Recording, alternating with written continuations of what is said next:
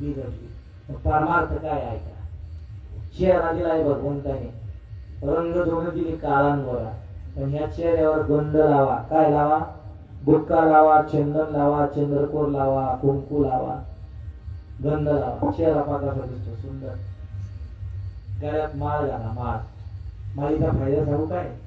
तुळशी माळ शोभती कंठी, गोपी चंदनाच्या रुटी, सहस्र विघ्ने लक्ष कोटी, 12 वाटा पडताती. कशाचा फायदा? आले ना विघ्न दूर जाणारे. कशामुळं? पण ऐका, नाही येणार गळ्यात जेन घालती तुळशी माळा, गोपी चंदन लागी ती टिळा, शरण नरिगती गोपाळा, त्या चांडाळा हानावी, हाणून गाला नरक कुंडी, हाणून गाला नरक कुंडी. करायचं काय? घरातून बदला, परमार्थ करा. चांगला अनुष्ठान चालू ना. किती वर्षे? 32 वर्षे. 32व्या वर्षात आलो. तनाने मनाने धनाने श्रमाने शामिल व्हा. प्रपंच कितीही करा, त्याला पूर्ण विराम नाही. परंतु परमार्थ अन्नदानाने करा, श्रमदानाने करा, ज्ञानदानाने करा.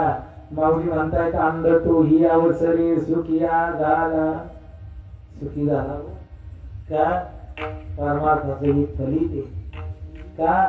परमार्थाचं कुठलंही परमार्थी केलेलं अनुष्ठान अधिष्ठान सेवा वाया जात नाही. हे बघा, ही एक सेवा आहे. बोलतोय ती एक सेवा आहे. तुम्ही मृदंग वाजवताय ती एक सेवा आहे. तुम्ही फिल्टर राजेशन करताय ती एक सेवा आहे. श्रोती ती एक सेवा आहे. अन्नदान एक सेवा आहे. श्रमदान एक सेवा आहे. पळापळ एक सेवा आहे. नियोजन एक सेवा आहे. आयोजन एक सेवा आहे. लाडक्या एकुलत्या एक मुलीचं बापाने ऐश्वर्यात करावं लग्न, तसा आपला सोहळा आहे. बरं, यादी किती गोड आहे हो, खूप गोड यादी. मला भावली बरं. नाहीतर आता 3 लेडीज आणि 2 पुढं कीर्तनाची बाबांनी सांगायचं या अधिष्ठान एवढं सोपं नाही.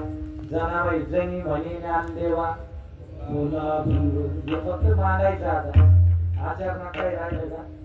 मीराबाई चाळ बांधून गावानं मिठी ठरवलं. बाप मला पोळाला कलंक लावणारी. कीर्तन कधी गेलं सांगायचं कोणाला? सांगायला जागा राहिली.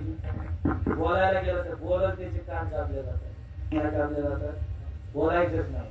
परमार्थ करा, जीवन चांगलं जगा. विकृती काय माहिती? आपल्या वितरणपणा. आपल्या तीर्थक्षेत्रात धार्मिक स्थळावर आता